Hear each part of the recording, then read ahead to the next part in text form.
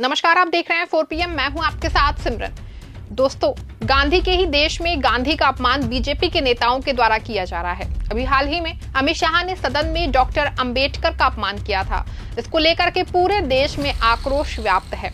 सड़क से लेकर संसद तक घमासान मचा हुआ है और अमित शाह माफी मांगने के लिए तैयार नहीं हो रहे हैं। इसको देख करके विपक्ष लगातार शाह के इस्तीफे और माफी मांगने की मांग कर रहा है। बता दें, अम्बेडकर विवाद अभी शांत भी नहीं हुआ था। इस बीच बिहार में अटल बिहारी वाजपेयी की जयंती के अवसर पे आयोजित कार्यक्रम में महात्मा गांधी का एक बार फिर से बीजेपी के नेताओं ने अपमान किया है और लोक गायिका देवी के द्वारा महात्मा गांधी का मंच से जैसे ही सबसे प्यारा भजन गाया गया, ईश्वर अल्लाह तेरो नाम, तुरंत बीजेपी के नेताओं ने उस भजन का विरोध करना शुरू कर दिया और लोक गायिका को मंच से हटा दिया। वहीं लोक गायिका को मंच से माफी तक मांगनी पड़ी, जिसके बाद मंच पर बीजेपी के कद्दावर नेता पहुंचे और जय श्री राम के नारे लगाने लगे। इस प्रकरण से बीजेपी की मंशा जो है साफ झलकती है। इसके बाद से विपक्ष ने मोदी और बीजेपी को आड़े हाथों लिया है और जमकर के फजीहत हो रही है, लेकिन इस सबका बीजेपी पर कोई असर नहीं पड़ रहा है। बता दें कि अभी तक अंबेडकर विवाद को लेकर भूचाल मचा हुआ है। इस बीच महात्मा गांधी की छवि को धूमिल करने की बीजेपी के द्वारा लगातार कोशिश की जा रही है और गांधी के साख पर सवाल खड़े करने की तैयारी लगातार की जा रही है। वहीं गांधी को अपमानित करने की खबरें लगातार सामने आ रही हैं। अभी तक हमने और आपने देखा ही होगा कि बीजेपी के द्वारा गांधी के कितने आंदोलनों को नकारा गया है और नाथूराम गोडसे का महिमा मंडन किया गया है। आपको बता दें कि महात्मा गांधी को कितने लोगों ने और बीजेपी के कुछ खास लोगों ने, कुछ तथाकथित लोगों ने गांधी के त्याग को, समर्पण को, आजादी के आंदोलन को और आजादी के आंदोलन में उनके योगदान को सिरे से खारिज करने की कोशिश की है। और अब नौबत यहाँ तक आ गई है कि गांधी का नाम सुनने से ही कुछ लोग भड़क जाते हैं। वहीं कुछ लोगों को गांधी के नाम से ही चिढ़ मचने लगती है, तकलीफ होने लगती है और दर्द होने लगता है। इसका सबसे ताजा वानगी आपके सामने है, जो बिहार से सामने आई है और गांधी के देश में गांधी का इस तरह से अपमान हो रहा है। वहीं बीजेपी के नेता उस महात्मा का अपमान कर रहे हैं, चाहे वो देश हो या विदेश। नरेंद्र मोदी गांधी की प्रतिमा पर माल्यार्पण करते हैं और उनके सम्मान में सिर झुकाते हैं, लेकिन बीजेपी नेताओं की इस तरह की मानसिकता को देखते हुए इसे सिर्फ दिखावा कहने में कोई गुरेज नहीं होना चाहिए, क्योंकि बीजेपी में जो कुछ भी हो रहा है वो मोदी और शाह के इशारों पर ही हो रहा है। बता दें कि जब विदेश से कोई भी नेता आता है तो मोदी जी उसके साथ राजघाट जाते हैं और गुजरात में महात्मा गांधी के आश्रम में जाकर चरखा चलाते हैं। उसके बाद देश में इस तरह से महात्मा गांधी का अपमान हो रहा है। इससे ज्यादा शर्मनाक और इससे ज्यादा दिल को परेशान करने वाली और दिल को दुखाने वाली खबर और दूसरी हो ही नहीं सकती है। वहीं मैं सबसे पहले चाहूंगी कि आप इस वीडियो को देखें, जिसमें गांधी का सबसे पसंदीदा भजन गाते ही कार्यक्रम में बीजेपी नेताओं के द्वारा कैसा माहौल बना दिया जाता है। आप भी वीडियो देखिए। रघुपति राघव राजा राम पतित पावन सीताराम। सॉरी, अगर आप हर्ट हुए हैं उसके लिए मैं सॉरी कहना चाहती हूँ। जय श्री राम, जय श्री राम, जय श्री राम। बता दें कि बिहार में बुधवार को अटल जयंती समारोह के दौरान महात्मा गांधी के प्रिय भजन को लेकर विवाद हो गया है। पटना के बापू सभागार में अटल जयंती समारोह का आयोजन किया गया था।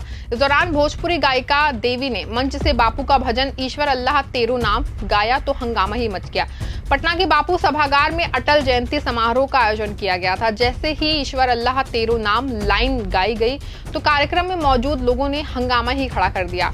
ईश्वर अल्लाह नाम को लेकर के कार्यक्रम में गायिका देवी का इतना विरोध हुआ कि उन्हें मंच से माफी तक मांगनी पड़ गई। इस दौरान पूर्व केंद्रीय मंत्री अश्विनी चौबे भी मंच पर गायिका देवी को हटाते हुए नजर आए। गायिका देवी को हटाकर अश्विनी चौबे खुद मंच से जय श्री राम का नारा लगाने लगे। वहीं लोक गायिका ने कहा कि भजन प्रस्तुति देने के पीछे किसी को ठेस पहुंचाने की मंशा नहीं थी, इसीलिए उन्होंने बाद में माफी भी मांगी। मंच पर उस समय करीब 20 से ज्यादा लोग मौजूद थे। अंत में देवी ने सुप्रसिद्ध गायिका शारदा सिन्हा के याद करते हुए छठी मैया आई ना ये गाना जो है ये कार्यक्रम में चली गई। वहीं इस विवाद पर आरजेडी सुप्रीमो लालू प्रसाद यादव की भी प्रतिक्रिया सामने आई है। उन्होंने कहा कि पटना में कल गायिका ने जब गांधी जी का भजन रघुपति राघव राजा राम इस गाया था तो नीतीश कुमार के साथ ही भाजपाइयों ने हंगामा ही खड़ा कर दिया था। बता दें, आरजेडी सुप्रीमो लालू प्रसाद यादव ने गुरुवार को एक्स पे पोस्ट करके बीजेपी पे हमला बोला है और आरजेडी सुप्रीमो ने एक्स पर पोस्ट पर लिखा है कि पटना में कल गायिका ने जब महात्मा गांधी का भजन रघुपति राघव राजा राम पतित पावन सीताराम जो है वो गाया तो नीतीश कुमार के साथ ही भाजपाइयों ने हंगामा ही खड़ा कर दिया। भजन से ओछी समझ के टुच्चे लोगों की भावनाएं आहत हो गई। भजन गायिका देवी को माफी तक मांगनी पड़ी। बिहार में बुधवार को अटल जयंती समारोह के मौके पे महात्मा गांधी के भजन रघुपति राघव राजा राम की ईश्वर अल्लाह तेरो नाम वाली लाइन पर बवाल हो गया। विपक्ष इसे लेकर बीजेपी सरकार पे हमलावर है। कांग्रेस और आरजेडी प्रमुख लालू यादव ने कार्यक्रम का वीडियो शेयर करते हुए बीजेपी पे निशाना साधा है। कांग्रेस ने गुरुवार को पहले एक अखबार की कटिंग ट्वीट की और लिखा कि पटना में अटल जी की जयंती पे सरकार ने मैं अटल रहूंगा कार्यक्रम रखा। इसमें लोक गायिका देवी ने जैसे ही गांधी जी के प्रिय भजन रघुपति राघव राजा राम गाया, सामने बैठे बीजेपी के नेताओं ने हंगामा ही कर दिया।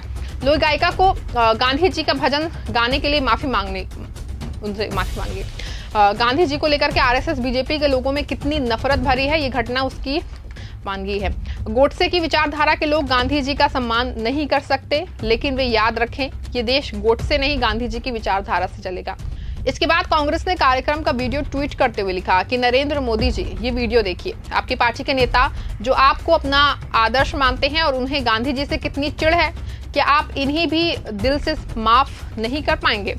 वहीं कांग्रेस सांसद प्रियंका गांधी वाड्रा ने कहा कि बापू का प्रिय भजन गाने पर भाजपा नेताओं ने लोक गायिका देवी जी को माफी मांगने पर मजबूर कर दिया। रघुपति राघव राजा राम पतित पावन सीता राम उनसे नहीं सुना गया।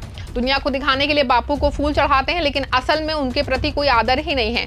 दिखावे के लिए बाबा साहेब अम्बेडकर का नाम लेते हैं, लेकिन असल में उनका अपमान करते हैं। भाजपा को हमारी सहिष्णु और समावेशी संस्कृति परंपरा से इतनी नफरत है कि वे हमारे महापुरुषों को बार बार अपमानित करते हैं।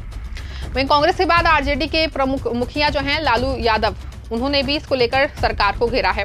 उन्होंने एक्स पे लिखा कि संघियों और भाजपाइयों को जय सिया राम जय सीताराम के नाम और नारे से शुरू ही नफरत है, क्योंकि उसमें माता सीता का जयकार है। ये लोग शुरू से ही महिला विरोधी हैं और जय श्री राम के नारे के साथ आंधी आबादी जो है महिलाओं का भी उन्होंने अपमान करते हैं।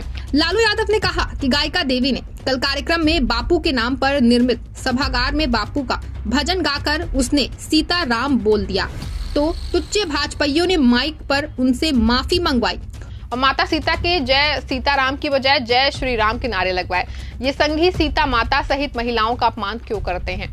महात्मा गांधी का बीजेपी के नेताओं के द्वारा किए गए अपमान को लेकर बिहार कांग्रेस ने ट्वीट कर लिखा कि हमारे बिहार में एक कहावत है, बाप जलावे ढिबरी बेटा बने पावर हाउस। यही हाल बिहार में भाजपा नेताओं का है। नरेंद्र मोदी का देश और विदेश में महात्मा गांधी के आगे झुकते झुकते कमर में दर्द हो गया है और इधर बिहार के भाजपाइयों को भजन सुनने में दिल उनका आहत हो रहा है। वहीं कांग्रेस सांसद इमरान प्रतापगढ़ी ने गांधी जी के अपमान पर ट्वीट पर लिखा है कि प्रधानमंत्री मोदी जी पूरी दुनिया में जाकर के महात्मा गांधी जी की मूर्ति के सामने शीश झुकाते हैं और अपने ही देश में गांधी जी का भजन गाने वाली गायिका को मंच से माफी मांगने पड़ रही है। सोचिए भाजपा का गांधी से प्रेम कितना उनका झूठा है। वहीं बाहर पत्रकारों से बातचीत में इस प्रकरण को लेकर के लोक गायिका देवी ने कहा कि सबकी अलग अलग भावनाएं होती हैं। मैंने जो गाना गाया वो पूरे भारत में गाया जाता है। सभी धर्मों में एकता होनी चाहिए, मानवता सबसे बड़ा होता है। मैं उसी धर्म को मानती हूँ, लेकिन यहाँ जो लोग आए उनसे कई लोगों को अल्लाह शब्द से दुख पहुंच गया तो उन्होंने पूरी लाइन ही नहीं सुनी जिसमें मैंने ईश्वर अल्लाह कहा था। अगर किसी को दुख पहुंचा तो सॉरी, लेकिन मानवता का धर्म अपनाइए। वहीं कांग्रेस ने मोदी सरकार को घेरने के लिए नव सत्याग्रह शुरू किया है और कहा है कि ये देश गांधी के विचारों से चलेगा। खबर बस इतना ही। आप देखते रहें 4 PM। धन्यवाद।